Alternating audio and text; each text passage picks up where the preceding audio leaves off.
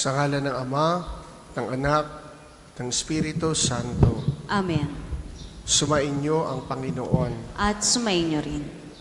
Ngayong araw na ito, nagdiriwang tayo ng dakilang kapistahan ni Apostol San Pedro at San Pablo. Kung sila'y tawagin, ay haligi ng simbahan. Si Pedro naging tagapangaral sa kanyang mga kapwa Hudiyo at si Pablo naging tagapangaral sa mga Hintil. Hilingin natin ang kanilang panalangin upang tayo rin sa ating mga pamamaraan, munting pamamaraan, ay magsilbing halimbawa, magsilbing haligi ng ating pananampalataya para sa ating mga kabataan lalo tigit at sa mga susunod pang henerasyon. Upang maging marapat tayo makiisa sa pagdiriwang na ito, ihanda natin ang ating mga sarili, pagsisihan natin ang ating mga kasalanan.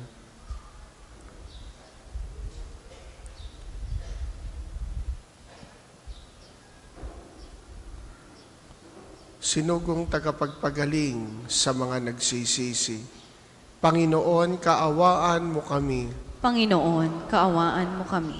Dumating na tagapag-anyayang mga makasalanay magsisi, Kristo, kaawaan mo kami. Kristo, kaawaan mo kami. Nakaluklo ka sa kanan ng Diyos Ama para ipamagitan kami. Panginoon, kaawaan mo kami. Panginoon, kaawaan mo kami. Kaawaan tayo na makapangyarihang Diyos. Patawarin tayo sa ating mga kasalanan at patnubayan tayo sa buhay na walang hanggan. Amen.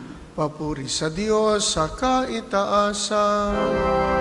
At sa lupa'y kapayapaan Sa mga taong kinalulugan niya, pinupuri ka namin, inarangal ka namin, sinasamba ka namin, pinupuri ka namin, pinasasalamatan ka namin, dahil sa dakila mong aking kapurihan.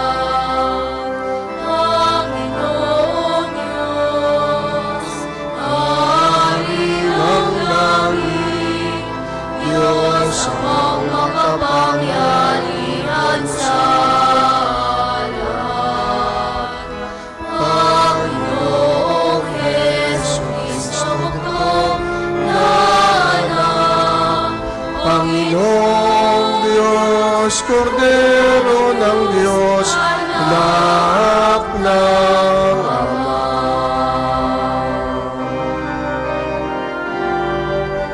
Ikaw Na na nagalis ng mga kasalanan na sanlibutan, maawa ka sa ikaw na nagalis ng mga kasalanan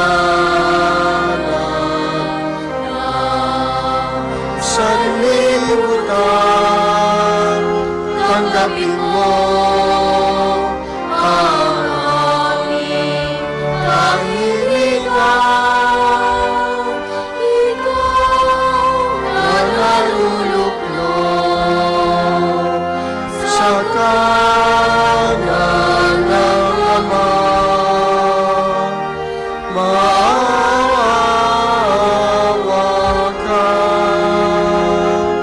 sa amin.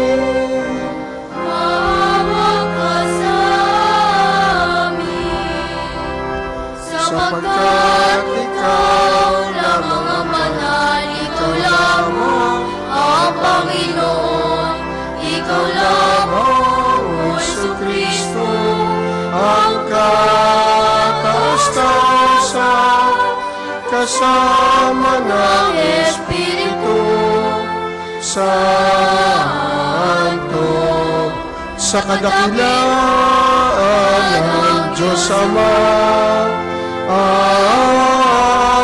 Amen. Amen.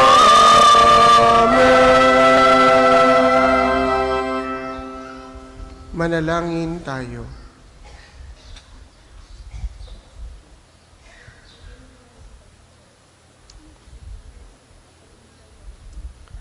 Ama naming makapangyarihan, ipagkaloob mo ang kagalang-galang at banal na kagalakan ng araw na ito ng dakilang kapistahan ni na San Pedro at San Pablo.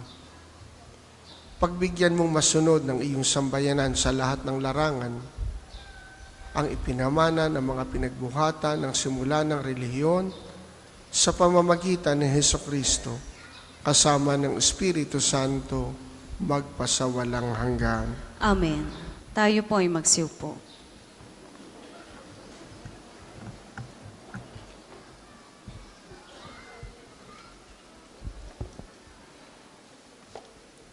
Pagbasa mula sa mga gawa ng mga apostol. Noong mga araw na yon, sinimulang usigin ni Haring Herodes ang ilang kaanib na simbahan. Pinapagutan niya si Santiago, ang kapatid ni Juan. Nang makita niyang ito ay ikinalugod ng mga Hudyo, si Pedro naman ang kanya pinadakip. Nangyari ito noong una, pista ng tinapay na walang libadura.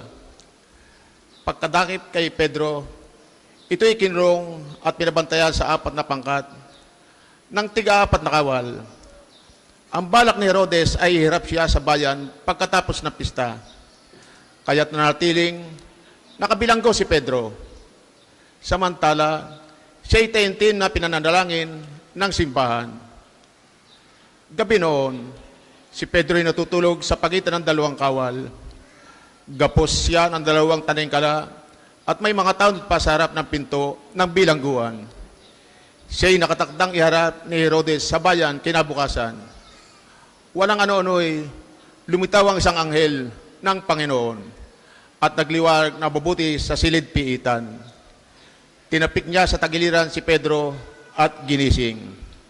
Bumangong ka, dali, wika ng anghel. Pagdakay nakalag ang mga tanikala sa kanyang mga kamay. Magbigkis ka at magsuot ng panyapak, sabi ng anghel. Gayon nga ang kanyang ginawa. Sinabi pa sa kanya ng anghel, magbalabal ka at sumunod sa akin. Lumabas naman si Pedro at sumunod sa kanya. Ngunit hindi niya alam kung tunay ang nangyayari. Ang akala niya ay nananaginip lamang siya. Nakalampas sila sa una at pangalawang bantay. Nakarating sila sa pintuang bakal, nalabasan patungo sa lungsod. Ito'y kusang nabuksan at lumabas sila. Pagkaraan nila sa isang kalye, biglang nawala ang anghel. Naliwanagan ni Pedro ang nangyari kaya't sinabi niya, ngayon ko natiyak na totoo palang lahat. Sinugo ng Panginoon ang kanyang anghel at iniligtas ako sa kamay ni Herodes at sa inaasahan ng mga Hudyo na mangyayari sa akin. Ang salita ng Diyos. Salamat sa Diyos.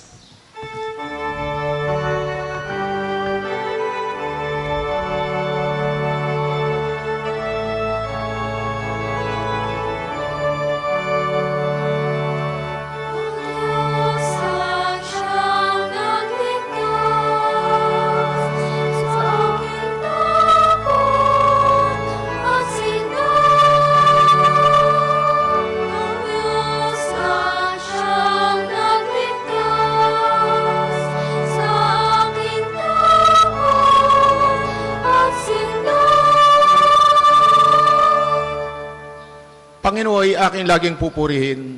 Sa pasasalamat, di ako titigil. Aking pupurihin, kanyang mga gawa.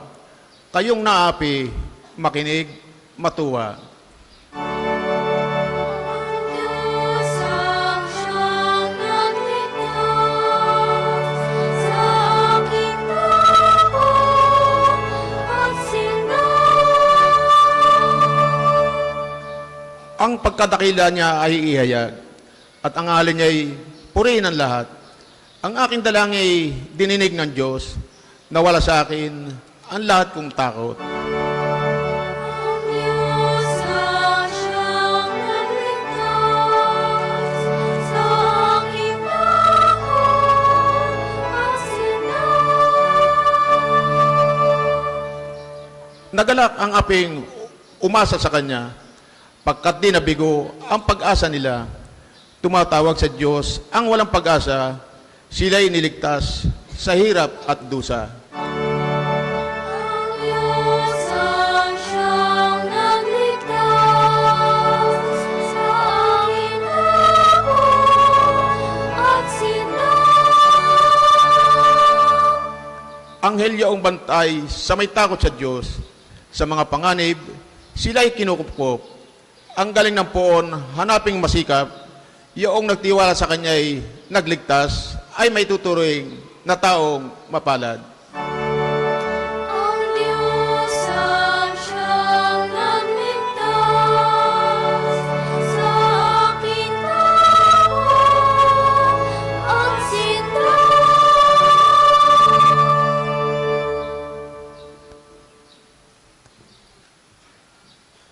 Pagbasa mula sa ikalawang sulat ni Apostol San Pablo kay Timoteo.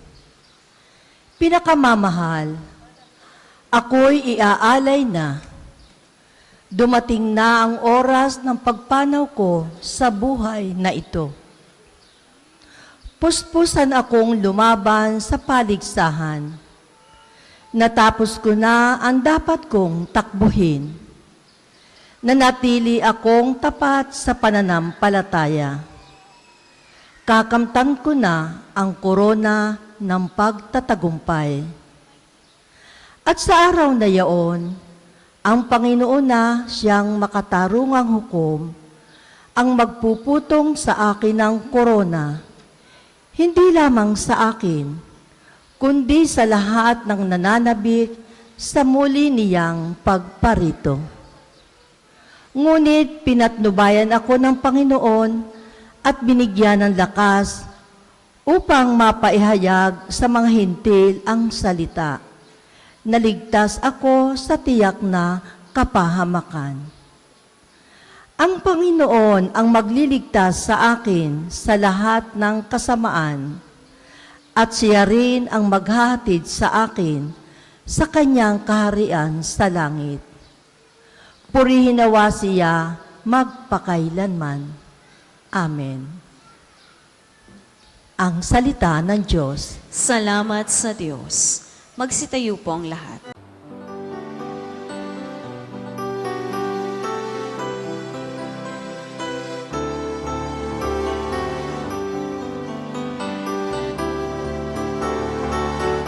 Alleluia, alleluia, alleluia, alleluia, alleluia, alleluia, alleluia. Alleluia, alleluia, alleluia. Alleluia, alleluia, alleluia, alleluia.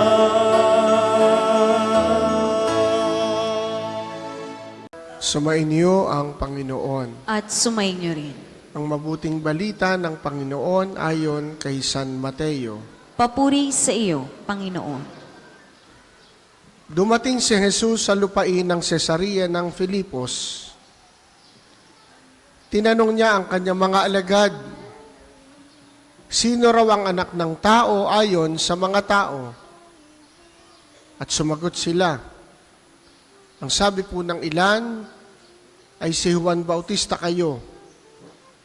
Sabi naman ng iba, si Elias kayo. At may nagsasabi pang si Jeremias kayo o isa sa mga propeta. Kayo naman, ano ang sabi ninyo? Sino ako? Tanong niya sa kanila. Sumagot si Simon Pedro, "Kayo po ang Kristo, ang anak ng Diyos na buhay."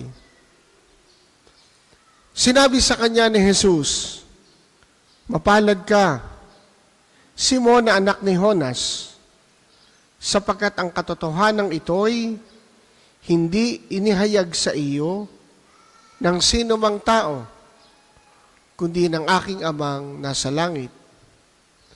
At sinasabi ko naman sa iyo, ikaw ay Pedro, at sa ibabaw ng batong ito ay itatayo ko ang aking simbahan, at hindi makapananaig sa kanya kahit ang kapangyarihan ng kamatayan.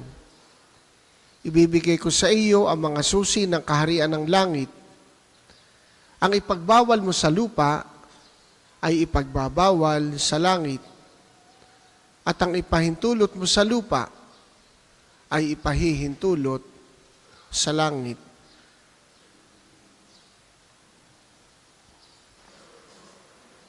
Ang mabuting balita ng Panginoon.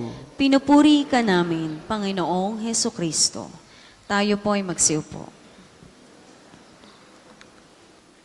Paano naging haligi ng simbahan sina Pedro at Pablo? Kung ating titingnan ang kanilang nakaraan, parang hindi ka panipaniwala. Parang mahirap pagkatiwalaan ang mga taong ito. Si Pedro ay isang mangingisda. At alam natin ang kanyang personalidad, may pagkamapusok. Pabigla-bigla, padagos-dagos. At dumating ang sandali, kanyang itinatwa ang Panginoon. Subalit siya ang pinagkatiwalaan ng Panginoon. Itong si Pablo, na dati Saulo, ay tagapag-usig ng mga Kristiyano. Galit siya sa mga naniniwala kay Kristo. Subalit siya ang tinawag at pinagbago ng Panginoon. Paano nangyari na ang dalawang ito ay naging haligi ng simbahan? Ang kanilang pagiging haligi ay hindi dahil sa kanila. Hindi dahil sa kagagawa nila. Hindi dahil magaling sila. Hindi dahil sila ang karapat-dapat. Simple lang ang paliwanag. Sila ang tinawag, sila ang pinili ng Panginoon. Sa kabila ng kung anong katangian, kahinaan, kalakasan, meron sila. Sila ang tinawag, sila ang pinili. Magandang itanong, anong nakita ng Panginoon sa dalawang ito? Anong nakita ng Panginoon kay Pedro? Anong nakita ng Panginoon kay Pablo?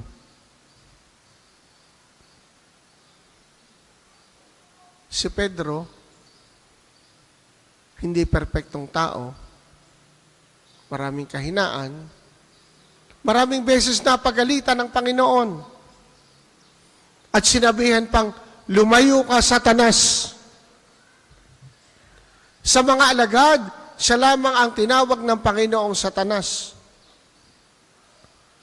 At nung isama siya ng Panginoon, doon sa halamanan ng Getsemani, tinulugan ang Panginoon. Kaya kung may nakakatulog sa misa, nag-aala Pedro lang tayo. Huwag kayong mag-alala. Huwag lang sasadyaing matulog. At huwag gagawing tulugan ang simbahan.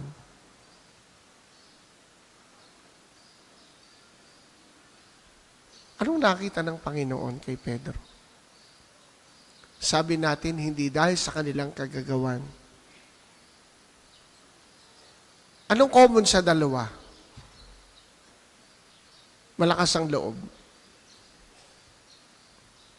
Hindi takot. Hindi takot sa mga panganib. Nagkakamali, oo. Pero handang baguhin ang kanilang pagkakamali. Hindi takot sumubok sa mga hindi pa nasusubukan. Malakas ang loob. Yun ang common dun sa dalawa. May taglay na tapang.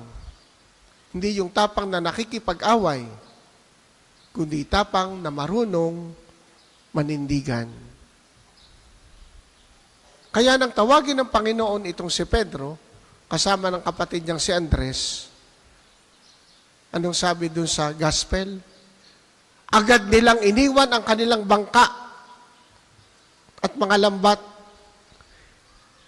at sumunod kay Jesus. Walang tanong-tanong, saan nyo kami dadalhin? Hindi nila tinimbang yung pros and cons. Kung kami susunod, ano mangyayari? Kung kami hindi susunod, ano magiging consequence? Immediately, they followed Jesus. Tayo, bago makapag-desisyon, ang dami natin ikinoconsider. Lalo tigit kung panawagan sa atin ay hindi malinaw sa atin. Saan tayo pupunta? Saan tayo dadalhin? Ano mangyayari? What will be my future if I follow this person? Si Pedro, wala. Immediately, they left their nets. They left their boats and followed Jesus. Itong si Pablo matapos maengkwentro ang Panginoon habang siya naglalakbay patungong Damasco. Nang siya'y sabihan, Saulo, Saulo, bakit mo ako inuusig? Siya'y nagtanong, sino po kayo, Panginoon, na aking inuusig? Ako si Jesus na iyong inuusig. Nabago ang lahat. Sa Ebanghelyo, napakinggan natin, tinanong ng Panginoon ang kanyang mga alagad, sino raw ako ayon sa mga tao? Inalam ni Jesus ang opinyon tungkol sa kanya. Pero matapos magbigay ng mga opinyon ang mga alagad, batay sa kanilang naririnig sa mga tao, tinanong niya ang kanyang mga alagad, para sa inyo, sino ako? Sino nang sumagot? Si Pedro. Kayo po ang Kristo, ang anak ng Diyos na buhay. Ano naging salalayan ng Panginoon para sila'y tawagin, para sila'y piliin at ituring na haligi ng simbahan? Yung kanilang pakikipagkilala, yung kanilang ugnayan kay Jesus.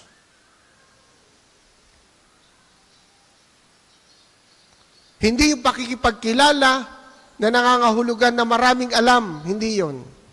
Kumisan yung daming alam natin ay siya pang nagiging hadlang upang tayo lumalim sa ating pananampalataya.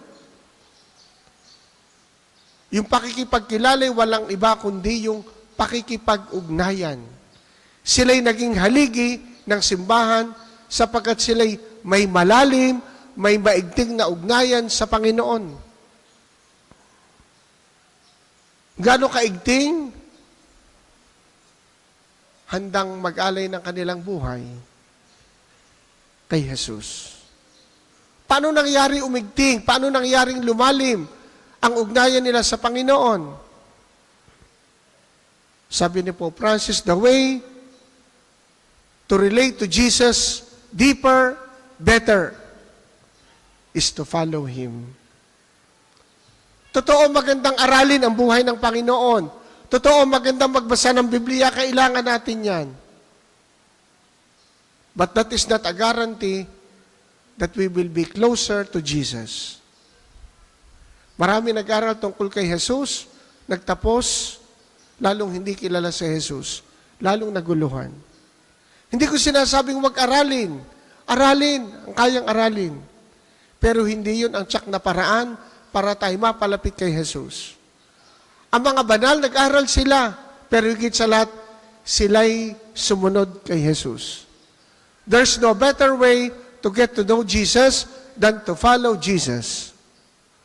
Anong sabi ni Jesus? Ang nagmamahal sa akin, tumutupad sa aking utos. Sumunod. Father, how can I follow Jesus? Do I have to be priest? Do I have to be nuns? No. Kung kayo may pamilya, sumunod bilang may pamilya. Anong sabi ni Jesus sa limbawa? Ibigin mo ang iyong kaaway. Wala gahong iba na madali-dali. Hindi ganoon ang Panginoon. Hindi niya pinadadali ang pagsunod sa Kanya para dumami ang sumunod sa Kanya. Isa sa pinakamahirap na iniutos ni Jesus ay ibigin ang kaaway. Ipanalangin ang mga umuusig. Mas madali pang tumulong sa nangangailangan. At huwag nating iisipin, ang pambayad ko sa kasalanan ko, sa kaaway ko, na hindi ko kayang ibigin, ako'y tutulong sa mga dukha. Iba ho yung utos sa pagtulong, iba yung utos sa ibigin ang kaaway. Sabi ko nga, mas madaling tumulong kaysa ibigin ang kaaway. Eh bakit ho iibigin ang kaaway? Kaya kung nga ho kaaway, masamang ugali, masamang tao. Anong sabi ni Jesus?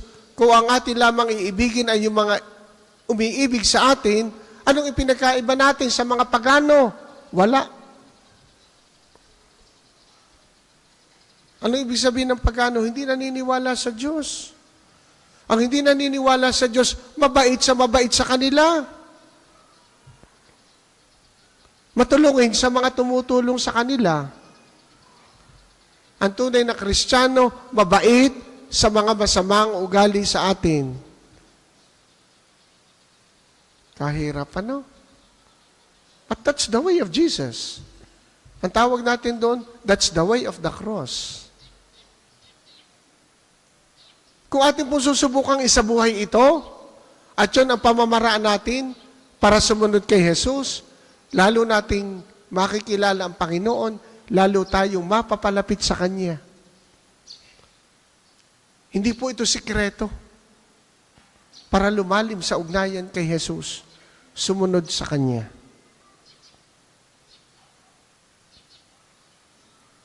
Kapag sinampal ka sa isang pisngi, iharap mo ang kabila. Ano ibig sabihin? Gawaan ng mabuti ang gumagawa sa atin ng masama. At yan ang ginawa ni Pedro, yan ang ginawa ni Pablo. Ilang beses nakulong si Pedro, ilang beses nakulong si Pablo. Kanila bang ipinagdasal na sana'y mamatay na yung nagpakulong sa kanila? Hindi. Ginawan pa nila ng mabuti. Tinulungan pa nila. In the process, lalo nilang naipakilala si Jesus. Kaya mga kapatid, sikapin natin, talaga namang mahirap na lalo pa nating sundin ang utos ni Jesus. Upang bunga nito, dulot nito, lalo natin siyang makilala at lalong lumalim ang ugnayan natin sa Kanya. At doon tayo magiging haligi in our own little ways. Kailangan po ngayon ng makabagong panahon ang mga haligi ng pananampalataya na pwede nilang kapitan, pwede nilang sandigan, dahil alam nilang matibay, hindi matitinag. Hilingin natin ang panalangin at tulong, halimbawa, ni na San Pedro at San Pablo, upang sila'y lalong magsilbing halimbawa, magsilbing haligi para sa atin. At matutunawa tayo sa kanilang ipinamulat at ipinamana sa atin. Sumasampalataya ako sa Diyos amang makapangyarihan sa lahat, na may gawa ng langit at lupa. Sumasampalataya ako kay Jesucristo, iisang anak ng Diyos, Panginoon nating lahat. Nagkatawang tao siya lalang ng Espiritu Santo, pinanganak ni Santa Maria Birhen, pinagpakasakit ni Poncio Pilato, ipinako sa krus na matay inilibing, Nanaog sa kinaroroonan ng mga yumao. Nang may 3 araw na buhay na maguli, makyat sa langit, naluluklok sa kanan ng Diyos amang makapangyarihan sa lahat. Doon nagmumulang paririto at huhukom sa nangabubuhay at nangamatay na tao. Sumasampalatay naman ako sa Diyos Espiritu Santo, sa banal na simbahang katolika, sa kasamahan ng mga banal, sa kapatawaran ng mga kasalanan, sa pagkabuhay na maguli ng nangamatay na tao, at sa buhay na walang hanggan. Amen. Nahayag sa atin ang kagitingan sa pananampalataya ni na Apostol San Pedro at San Pablo. Taimtim tayong dumalangin sa ating amang makapangyarihan upang hingin ang mga biyayang magpapatibay sa ating pananampalataya. Amang makapangyarihan, dinggin mo kami. Amang makapangyarihan, dinggin mo kami. Upang ang kagitingan sa pananampalataya ng mga apostol ay matularan nawa ng lahat ng mga mananampalataya, lalo't higit ng banal na Papa Leon, ng lahat ng mga obispo at mga pari, manalangin tayo. Amang makapangyarihan, dinggin mo kami. Upang sa buong daigdig ang kilalanin nawa ng sangkatauhan ay ang kapangyarihan ng Diyos na nag-aalay ng kapayapaan at kaligtasan. Manalangin tayo. Amang makapangyarihan, dinggin mo kami. Upang ang mga tiisin at pasakit ng ating mga kapwang dumaranas ng iba't ibang pangangailangang material at pang-espiritual, ay maibsan nawa at matugunan ng mga taong naglalaan ng sarili sa pagmamalasakit sa kapwa. Manalangin tayo. Amang makapangyarihan, dinggin mo kami. Upang sa ating pamayanan, mabigkis nawa tayo sa ating pananampalataya sa Diyos at palagi nawang maging handa tayong kumalinga sa ating kapwa. Manalangin tayo. Amang makapangyarihan, dinggin mo kami. Amang makapangyarihan, palakasin mo kami sa aming pananampalataya at maibahagi nawa namin ito sa aming pagkalinga, pagmamalasakit sa aming kapwa, sa pamamagitan ni Kristong aming Panginoon. Amen. Para po sa mga maghahandog ng sobre, pakihulog na lamang po sa buslo.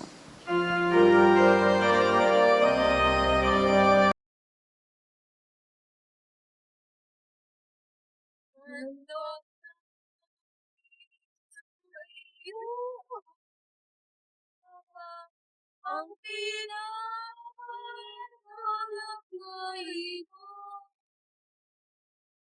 nakalok ng mayroong sa sumasapat na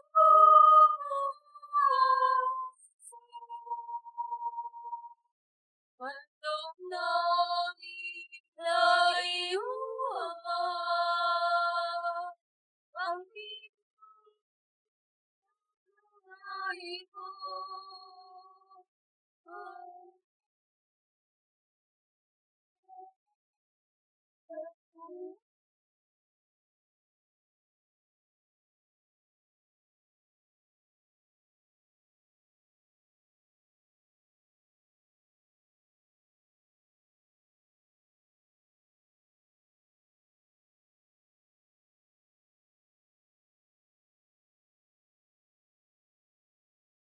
Magsitayo po ang lahat.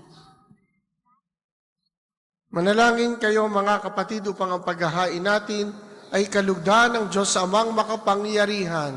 Tanggapin nawa ng Panginoon itong paghahain sa iyong mga kamay, sa kapurihan niya at karangalan sa ating kapakinabangan at sa buong sambayanan niyang banal. Ama namin lumikha ang mga alay na aming inihahandog para sambahin ang ngalan mo, ay patnubayan nawa ng panalangin ng mga apostol na nagharap din nawa sa amin bilang mga nakatalaga sa iyo para ipagdiwang ang paghahain ito sa pamamagitan ni Hesukristo kasama ng Espiritu Santo magpasawalang hanggan. Amen. Sumainyo ang Panginoon. At sumainyo rin. Itaas sa Diyos ang inyong puso at diwa. Itinaas na namin sa Panginoon. Pasalamatan natin ang Panginoong ating Diyos. Marapat na siya'y pasalamatan. Ama namin makapangyarihan, tunay ngang marapat na ikaw ay aming pasalamatan. Niloob mo ngayon aming ikagalak na si San Pedro at San Pablo, kapwa matapat, sa pananampalatayang inihayag at inilaganap. Binuo ni San Pedro ang sambayan ng tinipon ng anak mong pinananigan ng ilan sa Israel noon. Si San Pablo ay tagapagturo at tagapagpaliwanag sa iba't ibang mga tao na nais mong matawag. Silang dalaway mayroong magkaibang larangan sa paglilingkod kay Kristo sa iisang sambayanan. Kapwa nila tinamo ang putong ng tagumpay na nga'y dinarakila sa buong sanlibutan. Kaya kaisa ng mga anghel na nagsisiawit ng papuri sa iyo, nang walang humpay sa kalangitan, kami nagbubunyi sa iyong kadakilaan. Santo, Santo, Santo, Panginoong Diyos.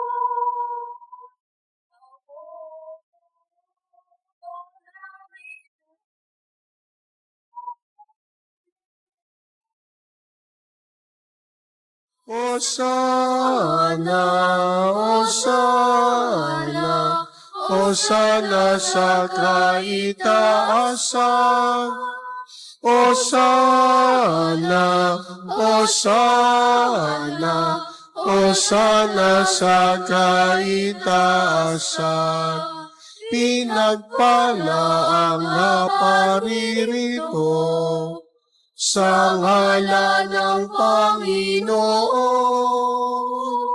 Hosana, Hosana, Hosana sa kaitaasan. Hosana, Hosana, Hosana sa kaitaasan. Kung hindi po kayang lumuhod, ay manatili pong nakatayo ng may paggalang. Ama naming banal, ikaw ang bukal ng tanang kabanalan. Kaya't sa pamamagitan ng iyong Espiritu, gawin mong banal ang mga kaloob na ito upang para sa amin ay maging katawan at tugo ng aming Panginoong Hesukristo. Bago niya pinagtiisang kusang loob na maging handog, kinuha niya ang tinapay, pinasalamatan kaniya, pinaghati-hati niya yon, ibinigay sa kanyang mga alagad at sinabi, "Tanggapin ninyong lahat ito at kanin.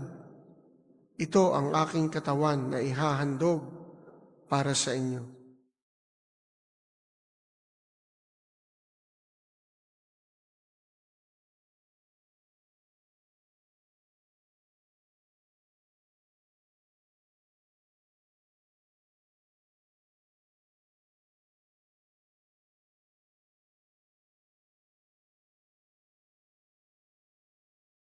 Gayon din naman, nung matapos ang hapunan, kinuha niya ang kalis, muli kanyang pinasalamatan. Ibinigay niya ang kalis sa kanyang mga alagad at sinabi, "Tanggapin ninyong lahat ito at inumin. Ito ang kalis ng aking dugo, ng bago at walang hanggang tipan. Ang aking dugo na ibubuhos para sa inyo at para sa lahat, sa ikapagpapatawad ng mga kasalanan. Gawin ninyo ito sa pag-alala sa akin."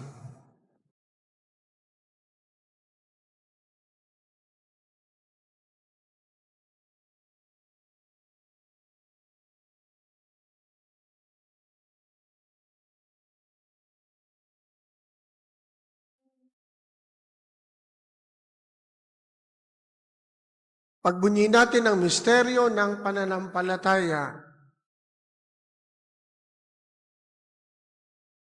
Si Kristo ay gunitahin. Sarili ay inihain, bilang pagkain kinungit, pinagsasalo natin, hanggang sa siya'y dumating.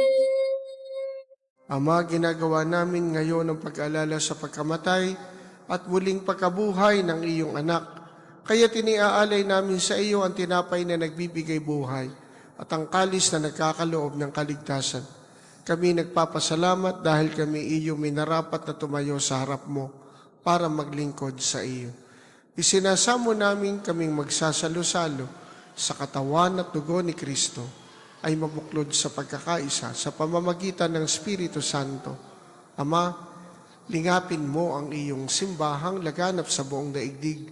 Puspusin mo kami sa pag-ibig. Kaisa ni Leon, 14 na aming Papa at ni Gilbert na aming Obispo at ng Tanang Kaparian.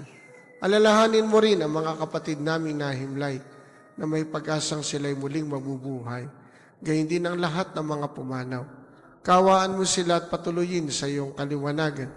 Kaawaan mo at pagindapatin kaming lahat na makasalo sa iyong buhay na walang wakas. Kaisa ng mahal na Birheng Maria na ina ng Diyos, ni San Jose na kanyang esposo. Kaisa ng mga apostol, lalo't higit ni na Pedro at Pablo, ni Santo Padre Pio at ang lahat ng mga banal na namuhay dito sa daigdig ng kalugod-lugod sa iyo. May pagdiwang dawa namin ang pagpupuri sa ikararangal mo sa pamamagitan ng iyong anak na aming Panginoong Hesukristo. Sa pamamagitan ni Kristo, kasama niya at sa Kanya, ang lahat ng parangal at papuri ay sa iyo. Diyos amang makapangyarihan, kasama ng Espiritu Santo, magpasawalang hanggan.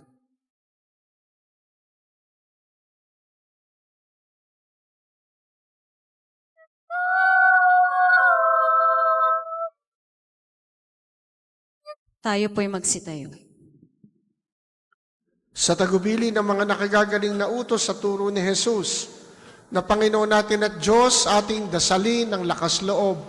Ama namin, sumasalangit ka, sambahin ang ngalan mo, mapasa amin ang kaharian mo, sundin ang loob mo dito sa lupa para ng sa langit. Bigyan mo kami ngayon ng aming kakanin sa araw-araw, at patawarin mo kami sa aming mga sala, para ng pagpapatawad namin sa nagkakasala sa amin. At huwag mo kaming ipahintulot sa tukso, at iadya mo kami sa lahat ng masama. Hinihiling namin kami iadya sa lahat ng masama. Pagkalooban ng kapayapaan araw-araw, iligtas sa kasalanan, at ilayo sa lahat ng kapahamakan samantalang aming pinananabikan ang dakilang araw ng pagpapahayag ng tagapagligtas naming si Heso Kristo.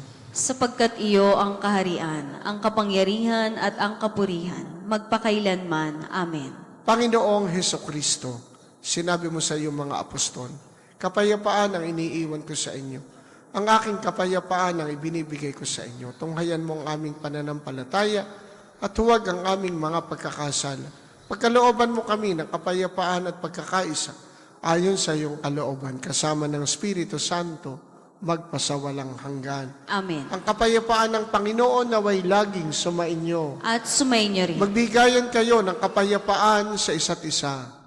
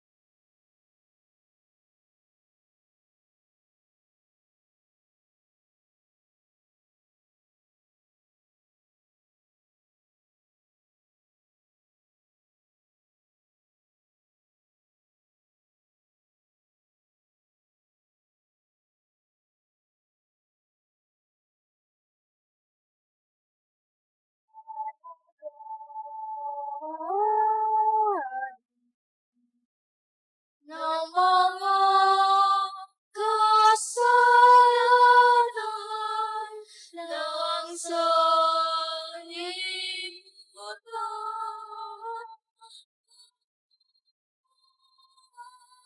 Sa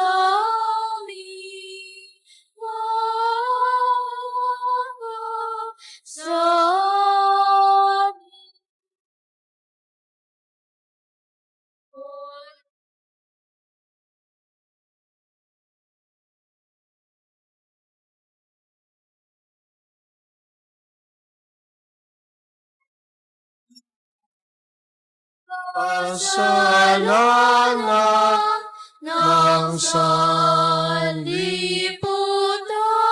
ipagkaloob sa ilang kapayapaan.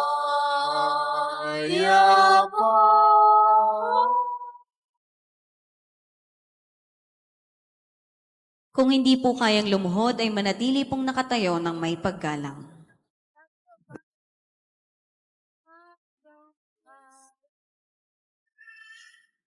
Ito si Jesus ang siyang tumawag at humirang kina Pablo at Pedro upang maging haligi ng simbahan. Siya ang kordero ng Diyos na nag-aalis ng mga kasalanan ng sanlibutan. Mapapalad tayong inaanyayahan sa kanyang banal na piging. Panginoon, hindi ako karapat-dapat na magpatuloy sa iyo, ngunit sa isang salita mo lamang ay gagaling na ako.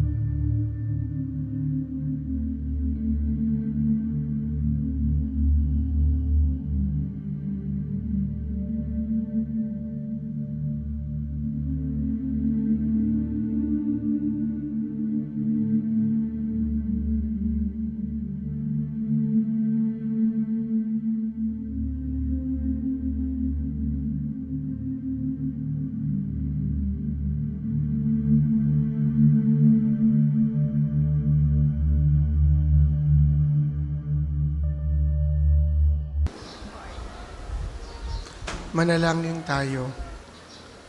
Ama naming mapagmahal, kaming pinapagsalo mo sa banal na pakikinabang, ay makapamuhay nawa bilang iyong sambayan ang nananatili sa itinuro ng mga apostol sa paghati-hati ng tinapay, nagkakaisa ng damdamin at isipan, at pinatatatag ng iyong pagmamahal sa pamamagitan ni Hesukristo, kasama ng Espiritu Santo magpasawalang hanggan. Amen. Sumainyo ang Panginoon At sumainyo rin. at pagpalain kayo ng makapangyarihang Diyos, Ama, Anak at Espiritu Santo. Amen. Tapos ng ating pagdiriwang, humayo kayong taglay ang kapayapaan. Salamat sa Diyos.